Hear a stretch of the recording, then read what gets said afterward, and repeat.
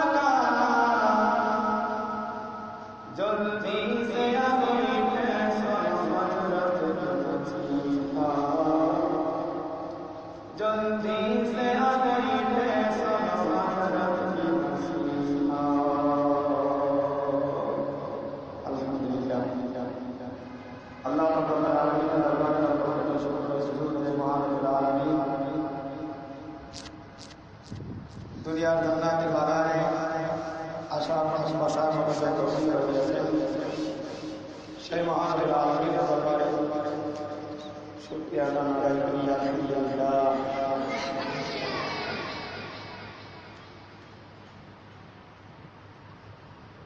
লক্ষ কোটি সালাম সাইয়্যিদুল মুরসালিন রাহমাতুল লিল আলামিন হযরত মুহাম্মদ সাল্লাল্লাহু আলাইহি ওয়াসাল্লাম সর্বোপরি শুকরিয়া মহান রব্বুল আলামিনের ইজ্জত ওয়া জালাল এর পবিত্র জবানে বা কোরআন শরীফ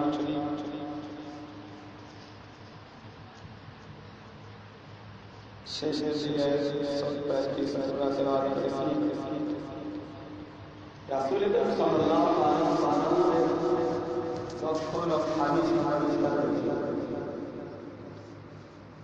ছোট্ট একখানা হাদিস তেলাওয়াত করেছি। কোরআন হাদিসের আলোচনা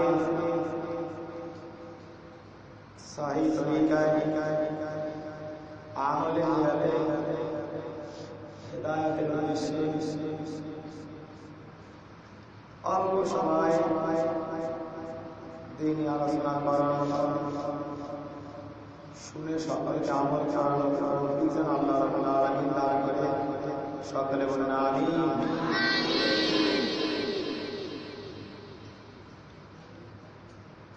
রাসূল করিম সাল্লাল্লাহু আলাইহি ওয়াসাল্লামের উপর যখন কোরআন নাযিল হলো ওই সময় মানুষ ছিল খুব বড় বড় খারাপ। পৃথিবীর ইতিহাসে এত খারাপ লোক আর কখনো ছিল না।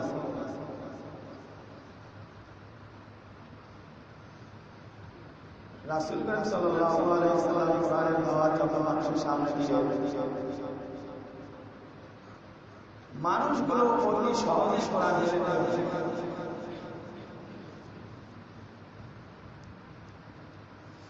আল্লাহ জানাই হে রাসূল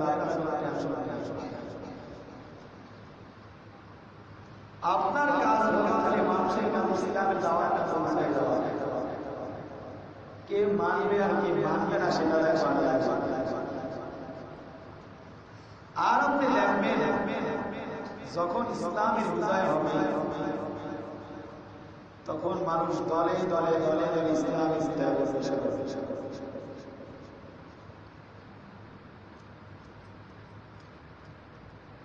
ইজা যা নাসরুল্লাহি ওয়াল ফাতহ ইজা যখন যা আসবে আল্লাহর শান সুস্পষ্টভাবে যখন আল্লাহ পাকের রহমান, আল্লাহ পাকের সাহায্য যখন আসবে, ইসলামটা যখন পরিপূর্ণ কায়েম হয়ে যাবে, তখন দেখবেন মানুষ দলে দলে দলে দলে ইসলামের বিরুদ্ধে চলেছে। এখন বর্তমানে বাংলাদেশ অন্যান্য রাষ্ট্রে মুসলমান এত মুসলমান কি রাসূল ছিল ছিল মুসলমান তো ছিলই ছিল। রাসূল করিম সাল্লাল্লাহু আলাইহি ওয়াসাল্লাম 40 বছরের পরে কোরআন নাযিল হয়েছে। কত বছরের পর? রাসূলের যখন 40 বছর বয়স, তিনি হেরা গুহায় উঠে দিনের ধ্যানে মগ্ন হইলেন।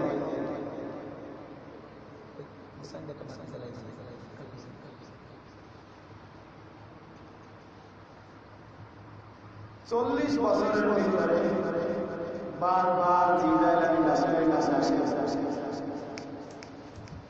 দিনের কথা বলে, অন্যান্য সমালাপ করে।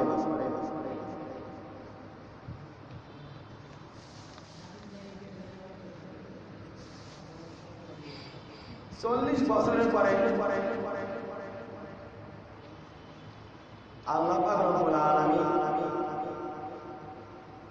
জিবরাইলের মাধ্যমে রাসূলের কাছে পাঠিয়ে দিলেন কোরআন, আদর্শ, শিক্ষা, নীতি, ধর্ম সব কিছু নিয়ে জিবরাইল আমিন সেই হেরা গুহার পর্বতে পাঠিয়ে দিলেন।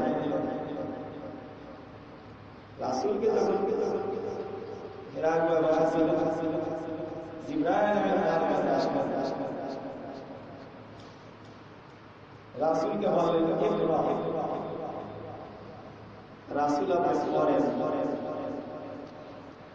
কি পড়বেন? রাসূল পড়েন নাই, বলেন আনাবে কারিমা পড়তে জানেন। দ্বিতীয়বার বললেন ইকরা, আপনি পড়েন।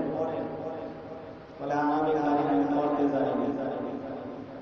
তৃতীয়বারে রাসূলকে জিবরাইল আমিন দাঁড়াইলেন, জিবরাইল আমিন দাঁড়াইলেন, তার বুকের সাথে জোরে একটা চাপ দিলেন আর বললেন ইকরা বিসমি রাব্বিকাল লাযী খালাক।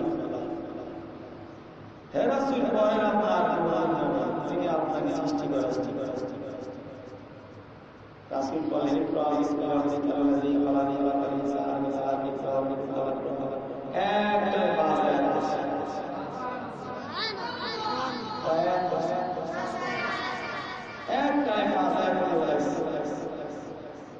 এখন এদারা শিক্ষা। রাসূল প্রথম দুইবারে পড়লেন পারলেন, তৃতীয়বারে পারলেন। প্রথম দুইবারে জিবরাইল আমিন বলেন পড়েন, কি পড়বে? তৃতীয়বার যখন বলেন ইকরা বিসমি রাব্বিকা, পড়েন আপনার কোরআন। রাসূল রাসূল শিক্ষা দিয়েছেন দুনিয়ার মধ্যে যত শিক্ষা আছে সব শিক্ষা বা শুধুমাত্র চলবে আল্লাহর নামের শিক্ষা। কার নামের শিক্ষা? যারা মুসলমান, যারা নবীর উম্মত, তারা শিক্ষা করবে রাসূলের আদর্শে, ঠিক না? তারা শুধুমাত্র কোরআন শিক্ষা, কোরআনের এলেম যেটার ভিতরে নাই ওই পড়া দিয়ে মুসলমান রাসূলুল্লাহ যেই পড়ার ভিতরে আল্লাহর বিষয় আছে, রাসূলের আদর্শে শিক্ষা আছে, ওই পড়ার ভিতরে মুসলমানের লাভ আছে। স্কুলে ছোট ছোট বাচ্চাদেরকে আদর্শ নীতি 10 পৃষ্ঠা 20 পড়ানো হয়। ওই বইয়ের ভিতরে সদা আছে, সরায় আছে, ওজাগা করে সরাতে, অজাগা সরায়াতে আর মাদ্রাসা শিক্ষার ভিতরে ছোট ছোট বাচ্চাদের ভিতরে সরায় আছে। ওই সরায় তারা বলতেছে সরা আছে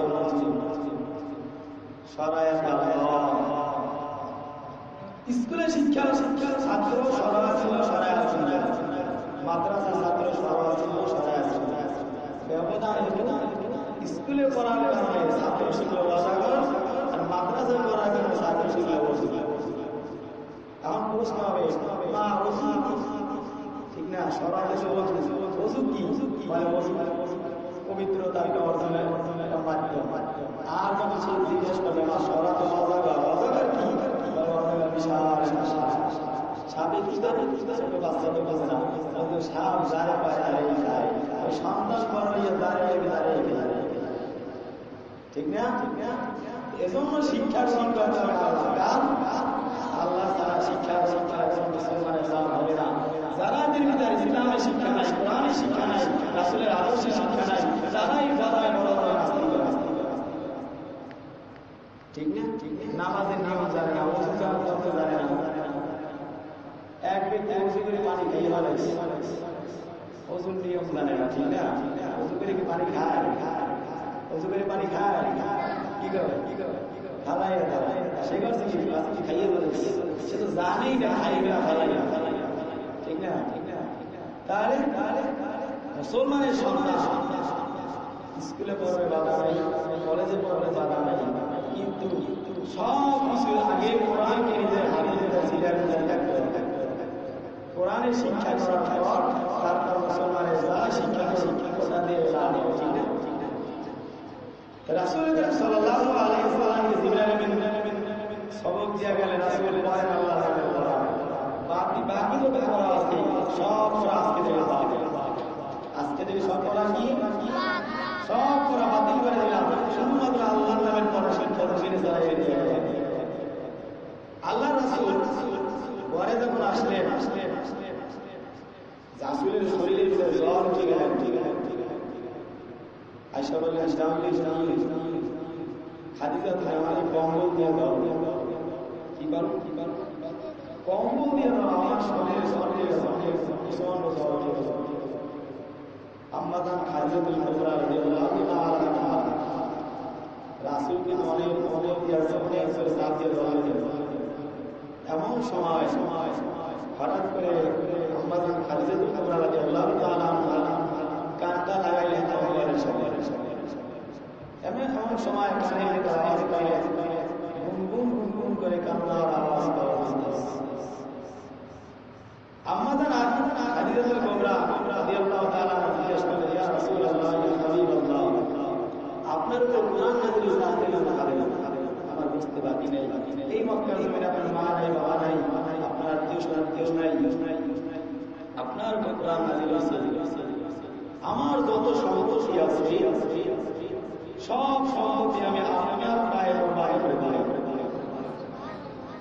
রাসূলের কাছে নামে না এবার বললেন আমার এবার আমি আজকে কোরআন নাযিল সূচনা এই মক্কার জমিনে সব সুস্থ আপনার বিরুদ্ধে চলে যাবে ঠিক না আপনার মাহবুব কালেমা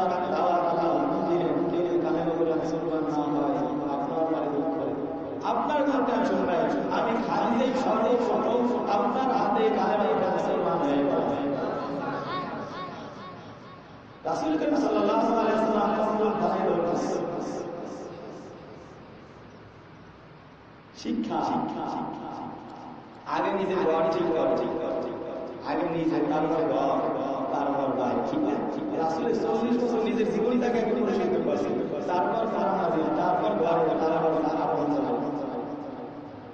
আগেই কাফেরদের হাতে যায় নাই রাসূল ও সাহাবারা আপনার সবার কথা শুনে দিয়ে আপনারা আমার মানে কিনা বলেন হ্যাঁ অবশ্যই মানি আমি যে কথাগুলো বলবো এই কথাগুলো কেমন চলেন পাহাড়ের কিনারে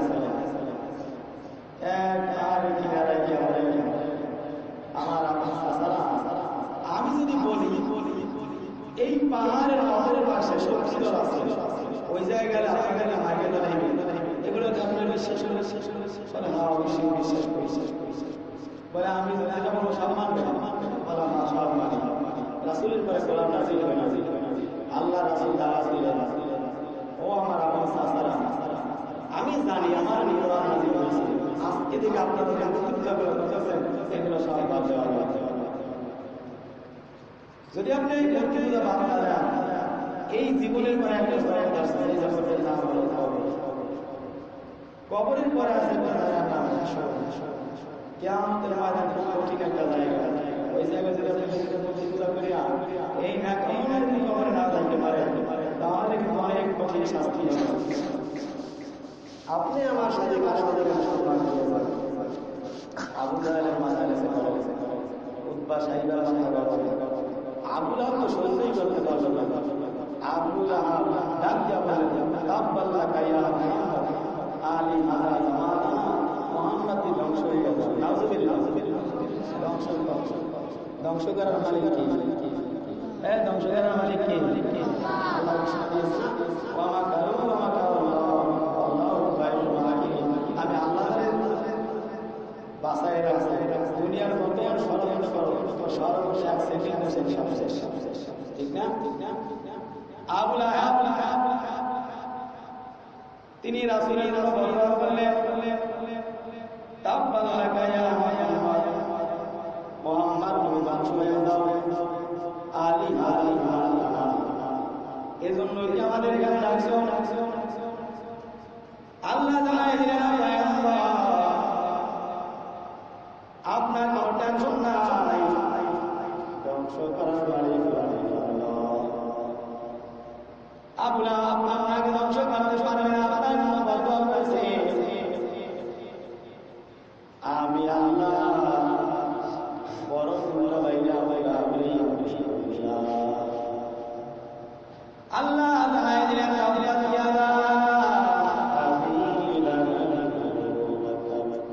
আসলে আপনার কোনো টেনশন নাই, আমি আল্লাহ ধ্বংস করে দিলাম। সাথে সাথে আরেকটা আয়াত শুধু লাহাবের শুধু আপনার ধ্বংস হবে না, সম্পর্কে তাও শেষ। শুধুমাত্র আমাদের সম্পর্কে যাবে না, আত্মীয় সম্পর্ক আছে সব আমি আল্লাহ ধ্বংস করে দিলাম। আপনার টেনশন নাই। আল্লাহ অনেক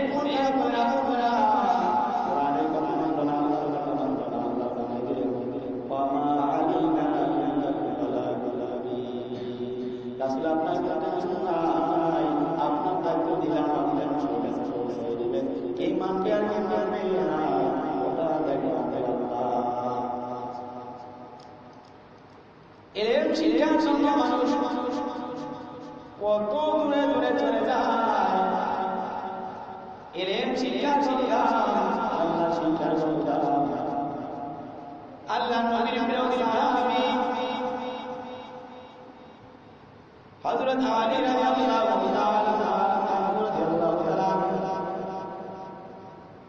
রাসূল হাদিসের ভিতরে বললেন, আনা মাদিনাতুল ইলমি ওয়া আলী বাবুহা, আমি ওরা ইলমের শহর আর এই শহরের দরজা আলী।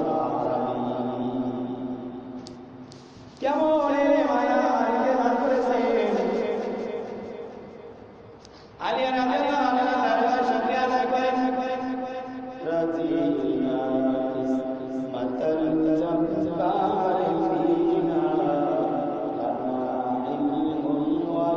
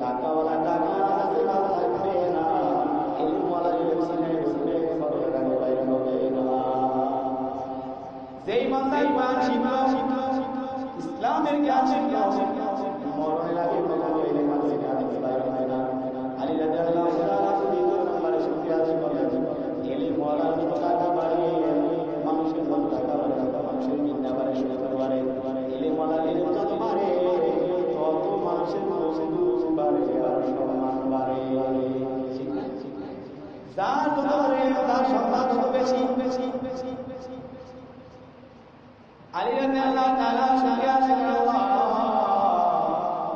আপনি আমাকে দিয়েছেন, এজন্য আপনার দরবারে হাজার শুকরিয়া।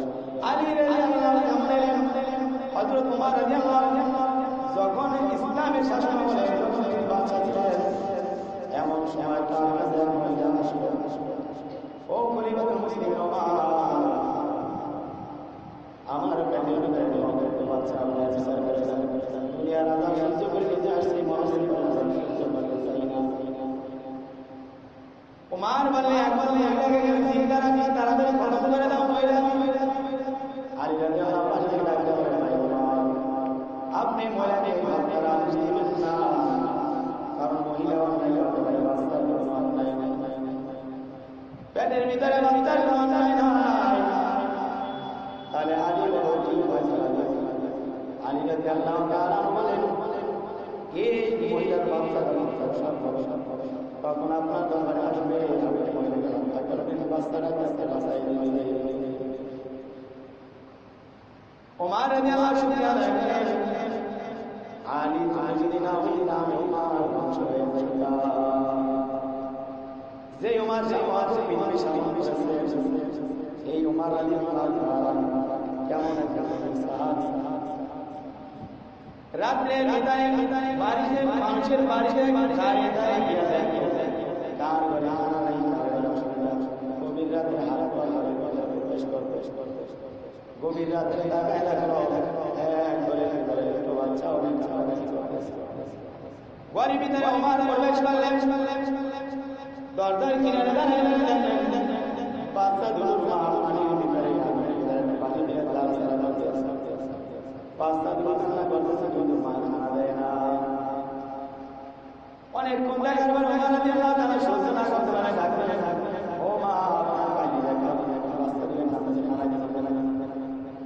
বলে, ওমর খলিফাতুল মুসলিমিন, আপনি আমাদের এসে দেখেন। ওমর রাদিয়াল্লাহু তাআলা দেখলেন আগুনের ভিতরে শুধু পানি খাবার পানি দিয়ে লাগতেছে, বলে আমার ঘরে কোনো খানা নাই, আমি পানি লাগতেছি কাছে কাছে কাছে একসময় ঘুমিয়ে পড়বে। ওমর রাদিয়াল্লাহু তাআলা খাবারের কাছে গিয়া একটা মাথায় নিয়ে রেখে দিলেন, মায়ের বাচ্চাদের বাঁচাও। এই আমাদের মুসলিম ওমর আর আমাদের সমাজের সাথে এরকম মাথায় করে দিয়ে মাথায় করে দিয়ে জনগণের বাড়ি থেকে নিয়ে যায়, জনগণের খাওয়াই দূরের কথা। ওমর রাদিয়াল্লাহু রাস্তায় হাঁটতেছেন, পথের মধ্যে দেখালো হযরত আবু বকরের সাথে, তাকায় দেখলেন গভীর রাত, আবু বকরের পায়ে চড়া। প্রশ্ন করলেন, ভাই আবু বকর, এই ঠান্ডার ভিতরে আপনি কেন খালি পায়ে আমার পায়ে জুতা নিয়ে যান।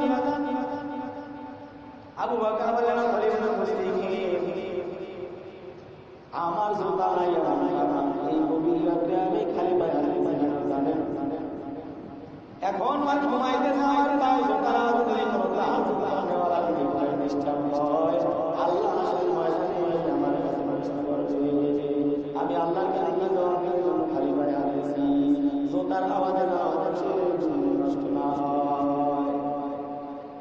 এই রকমের সাহাবীদের আদর্শ মুসলমানের ভিতরে থাকবে, মুসলমান আল্লাহর শান্তি পাবে, আল্লাহ সাহায্য পাবে। আল্লাহ রাসূলের আদর্শ মানুষের মনে থাকবে, আল্লাহ রাসূলের আদর্শ যখন মানুষের ভিতরে থাকবে, তখন তারা দেখবে সব বিষয় আল্লাহর রহমত ওই মন্তাল করে প্রবেশ করবে। আল্লাহর কোরআন যখন মানুষ মানবে, যখন সম্মান পাবে, আল্লাহ সম্মান অনেক বাড়ায়। কিতাবের ভিতরে উল্লেখ করেছেন, এক ব্যক্তি অনেক অন্যায় করল, মদ পান করে, নেশাগ্রস্ত অবস্থায় পড়ে থাকে। আজকের মতো প্রতিদিন মদ করে, হঠাৎ করে মদের আশা করতেছেন। এমন সময় তার সামনে ঝগড়া করে রইল, ভিতরে আরবি লেখা। ওই ব্যক্তি জীবনে কখনো আরবি পড়তে পারে না, আরবি কি বুঝবো না। তার ভিতরে ছিল মনের নেশা, হঠাৎ করে আরবি লেখা যখন তার চোখটা পড়ে গেল, উঠে মায়ের কাছে বলে, মা আমি তো আরবি লেখা বুঝি না, কি লেখা তাও লেখা তো মনে হয় এটা আরবি লেখা, এটা সম্মানের সামনে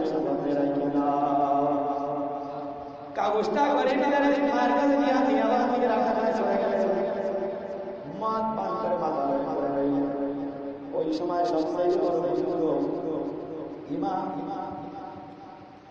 তার নাম ছিল হাসান বসরি রাহমাতুল্লাহ আলাইহি, বড় একজন হাসান বসরি স্বপ্নে দেখা গেছে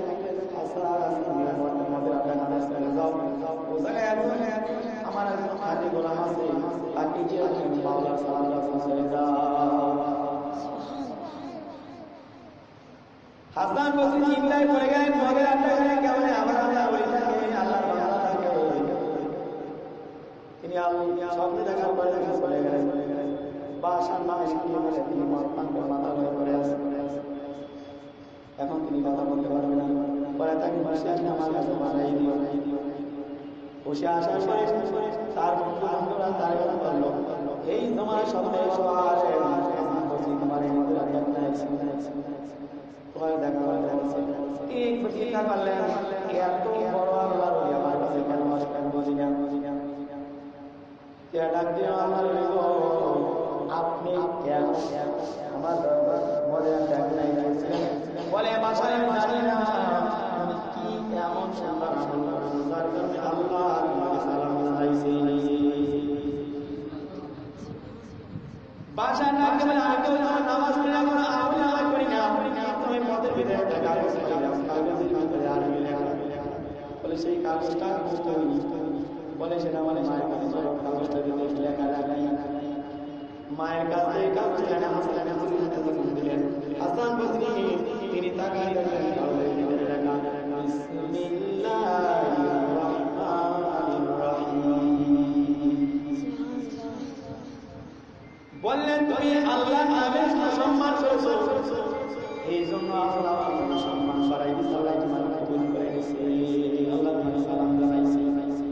ওই ভাষা হাসান বসরি হাতে কাটা গেল, আল্লাহ হইল হাসান বসরি জামিনে জামিনে বেঁচেছিল, কতদিন পায়ে জুতা পরে না। আল্লাহ